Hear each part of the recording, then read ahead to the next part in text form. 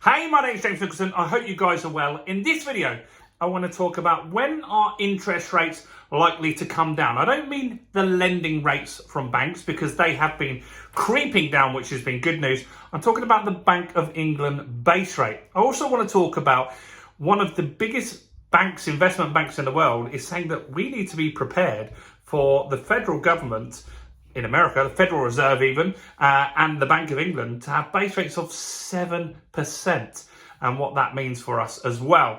Now, if you haven't already, make sure you subscribe to the channel and hit the bell notification. I think with a push, with your help, we could hit 8,000 subscribers this week, which will be great.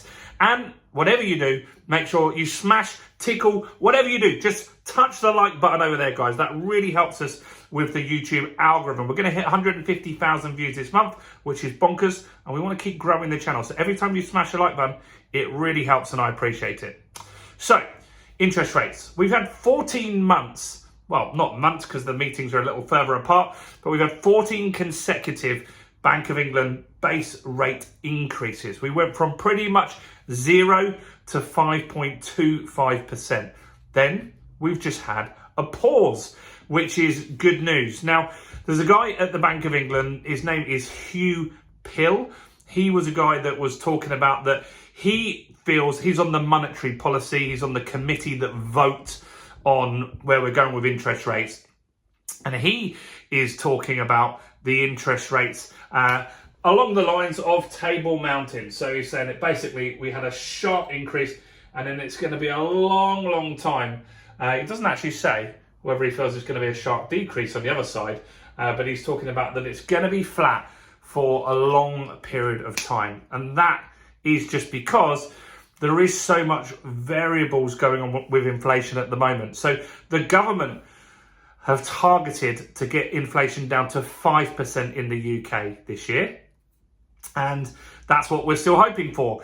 Analysts are saying it will be 4 point something. However, since people have been talking about that, oil has been getting more expensive. So Russia and Saudi Arabia, they are basically turning off the oil pumps. So there's less oil being produced. That will force the price up significantly. And that's kind of one of the reasons why we had bad inflation, was because cost of goods was going up. Now, we had other problems as well. We had money printing, we had furlough scheme, we had bounce back loans, we had all these different things contributing to the inflation that we've had.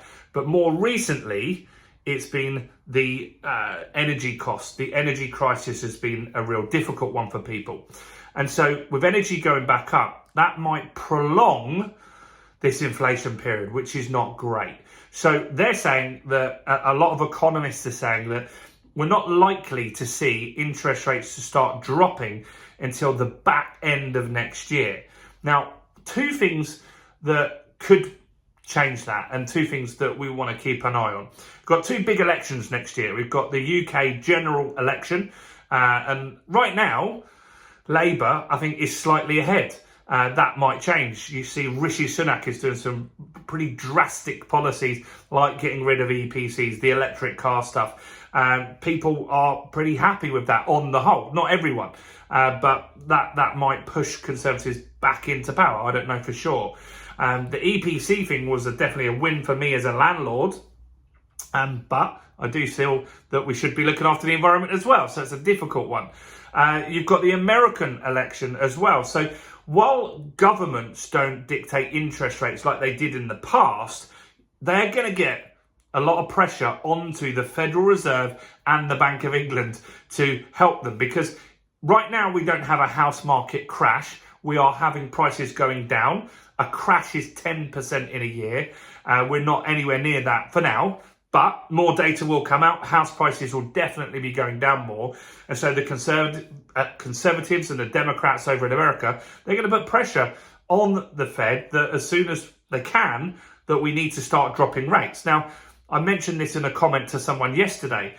That might need to happen a little sooner, because let's just say they do that 1 month before the election. House prices won't change at all in that time. It takes 6 months at least for house prices to filter through, even cash sales, before we get the data. So they're going to be really desperate for something to happen sooner. So that could change this outlook. But on the whole, most economists are saying 2023, definitely no rate drops. 2024, the first 3 quarters, no rate drop at all. And you might get it in the final quarter, probably starting in America. There's a line that I say on this channel is that we follow the Fed. Follow the Fed is a line. So they will probably drop interest rates before we do. Their inflation is already in a much better place than ours as well. So we might want to keep them that little bit higher, that little bit longer. So what would you do as an investor right now? We've talked about this, or someone that's got a mortgage, because a ton of you watching this are going to have deals that finish in the next few months. Well, there's 2 options really, or 3 options, which I want to talk about. One is you could now, and this wouldn't be too reckless at this point, consider a tracker. Right, so trackers, you need to look around. Not all of the tracker rates that you can see are good, and this might change. So just have a look and see what your options are on a tracker. So a tracker is where you're just slightly above the Bank of England base rate. Might be 0.25% higher, so you might get a 5.5% rate there. Possible, right? And so then on a tracker, what you can get, the reason why you might take that, even though the rate's going to be slightly higher than if you fix, is because you can get trackers where you're not tied in. So if you're someone that you truly believe that interest rates are going to come down earlier next year or summer next year, you could go on to a tracker, and you want to speak to a mortgage broker to make sure this advice is good for you. I'm just saying these are the possibilities, not what you should do, to be clear. You could go onto a tracker and not have a penalty if you want to leave. And then if the rates drop, and good rates are out there, then you can move on to a fixed rate. Other options is you've got the 2 or the 5 year, right? So 5 year is going to be cheaper. However, do you take the gamble that interest rates are going to drop in 2 years? That's another option. Now, with either of those options, I want you to really consider, could you afford, if you went for 2 years in particular, could you afford it if rates did go up significantly? Could you afford it? So say you went on a 2-year rate and then rates go up to 7%.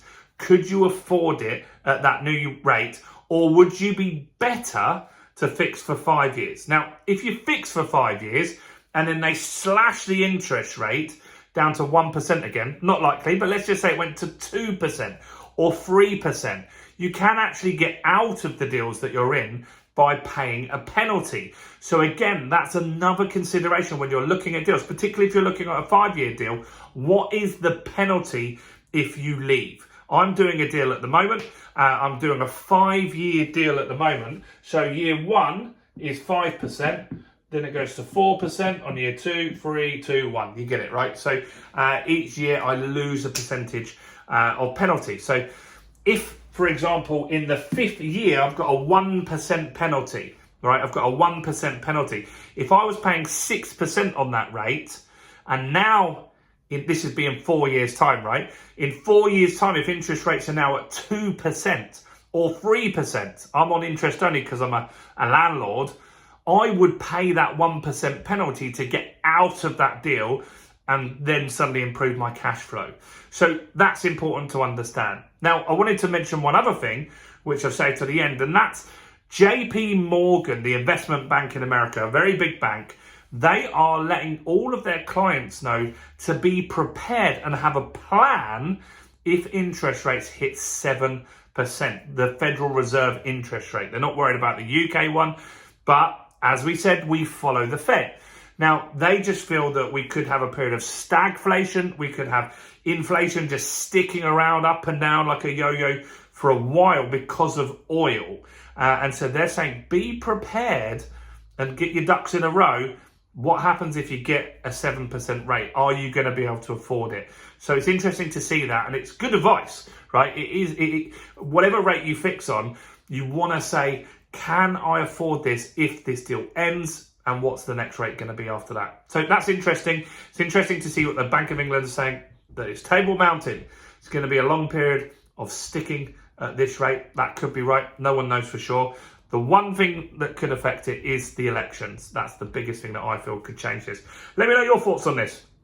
Where do you think we're going to end up with inflation? Where do you think we're going to end up with interest rates? When do you think interest rates are going to drop? Comment below. Smash the like button if you didn't already. Subscribe, get me to 8,000 people, please. And go and check out some more content. Why don't you go and watch this video right here.